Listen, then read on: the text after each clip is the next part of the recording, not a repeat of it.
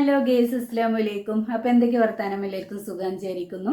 അപ്പോൾ അന്ന് ഞാൻ വന്നിട്ടുള്ളത് മിറാക്കിൾ ബ്യൂട്ടി വ്ലോഗിനെ കുറിച്ചിട്ട് പറയാനല്ലേ തന്നെയാണ്. അപ്പോൾ ഞാൻ ഇതിന് മുന്നൊരു വീഡിയോ ഇട്ടിട്ടുണ്ടായിരുന്നു.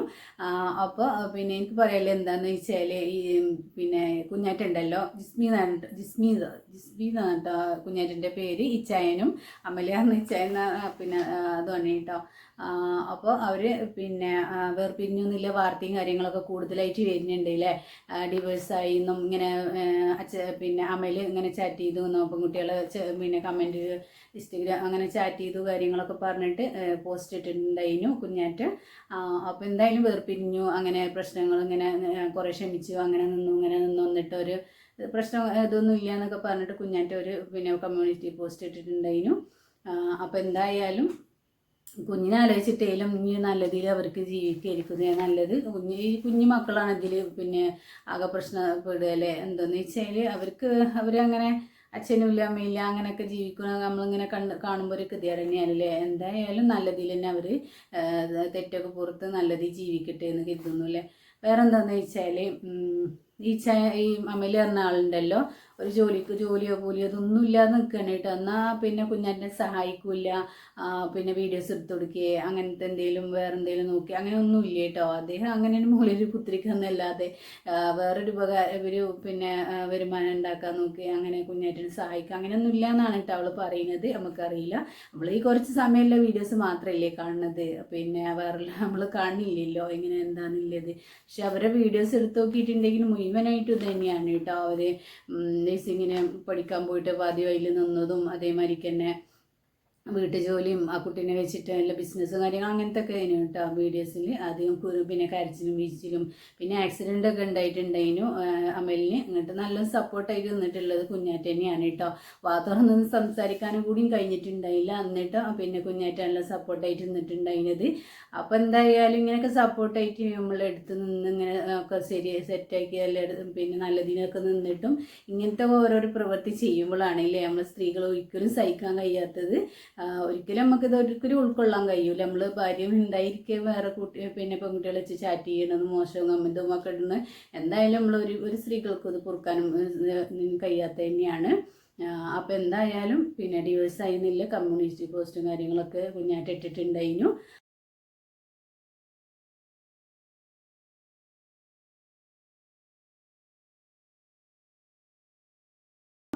ഒരു യൂട്യൂബ് ചാനലൊക്കെ വേറെ തുടങ്ങിയിട്ടുണ്ട് കേട്ടോ.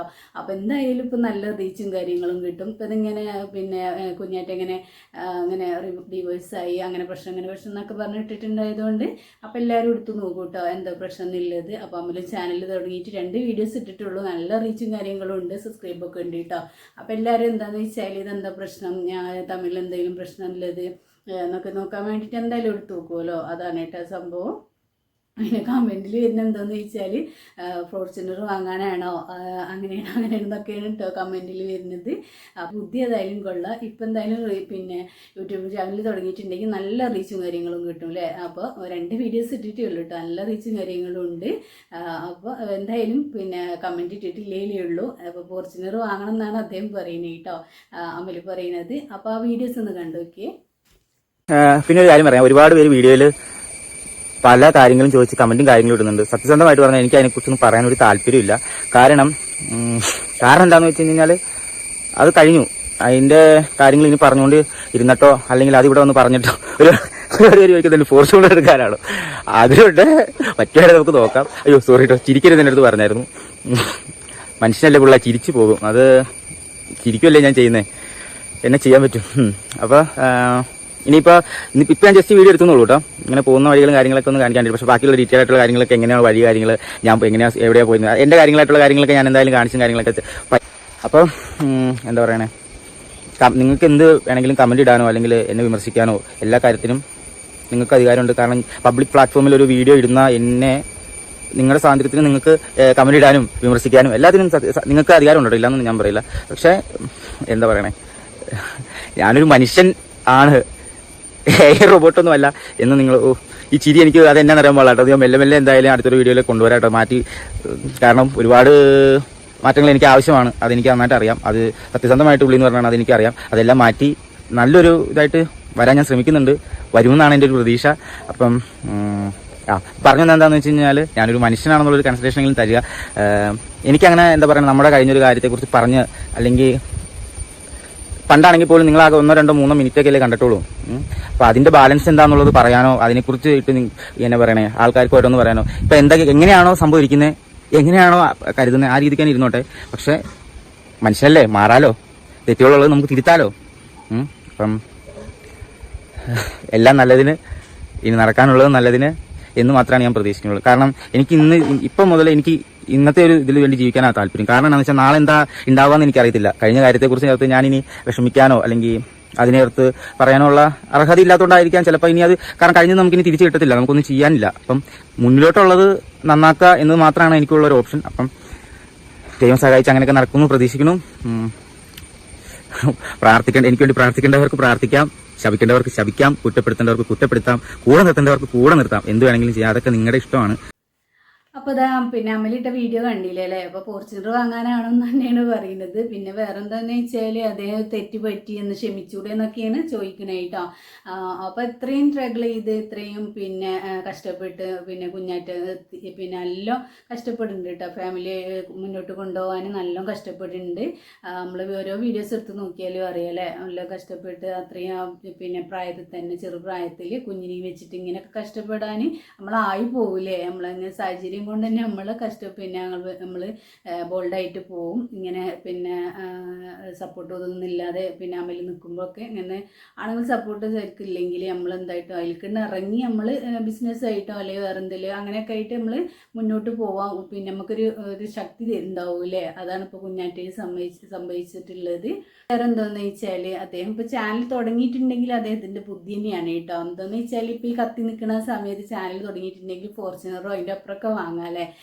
അതാണ് ഇപ്പോൾ അദ്ദേഹം കാണിച്ചിട്ടുള്ളത്. എന്തായാലും നല്ല രീതിയിൽ ജീവിതം മുമ്പോട്ട് കൊണ്ടുപോകാൻ കുഞ്ഞിനെ സംബന്ധിച്ചാലും ഒക്കെ തെറ്റൊക്കെ പുറത്ത് നല്ല രീതിയിൽ ജീവിതം കൊണ്ടുപോവുക. ഇങ്ങനത്തെ ഒരു പ്രശ്നത്തിൽ ഇതിലും പെടാതിരിക്കുക അല്ലേ. അപ്പോൾ ഇതാ ബാക്കിയുള്ള വീഡിയോസ് കണ്ടു നോക്കിയേ.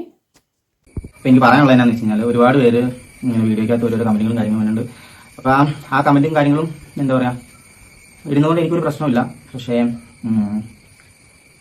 ഇനി കുറ്റങ്ങൾ കുറവുകൾ നിങ്ങൾ പറഞ്ഞു തരിക. അപ്പോഴാണ് എനിക്ക് എന്താ പറയുക മാറ്റേണ്ട കാര്യങ്ങൾ മാറ്റാൻ. അപ്പോൾ ഇത്രയും നാൾ നിങ്ങൾക്ക് മനസ്സിലായില്ലേ എന്ന് ചോദിച്ചാൽ കുറേയൊക്കെ നമ്മുടെ ജീവിതത്തിലെ ഓരോരോ സിറ്റുവേഷനും കുറേ നിസ്സഹായതയും കുറേയൊക്കെ നമ്മുടെ കുറ്റങ്ങളും കുറേയൊക്കെ നമ്മുടെ കുറവുകളും ചിലതൊക്കെ നമ്മുടെ അഹങ്കാരവും എല്ലാം കൊണ്ടായിരിക്കാം ചിലപ്പം എന്താ പറയുക എനിക്ക് മാറ്റാൻ പറ്റാണ്ടിരുന്നത്. പക്ഷെ ഇപ്പം ഞാൻ വളരെ സീറോ ആയിട്ടാണ് നിൽക്കുന്നത്. അപ്പം കുറേ കാര്യങ്ങളൊക്കെ ഉൾക്കൊള്ളാനും കുറേ കാര്യങ്ങളൊക്കെ മനസ്സിലാക്കാനും എല്ലാത്തിനും എനിക്കിപ്പോൾ സാധിക്കുന്നുണ്ട്. അത് ദൈവം ചിലപ്പോൾ എനിക്ക് തന്നിരിക്കുന്ന ഒരു അവസരമായിരിക്കാം, ചിലപ്പം ഒരു ശിക്ഷയായിരിക്കാം, എന്തോ ഞാനെല്ലാം അക്സെപ്റ്റ് ചെയ്യുന്നു.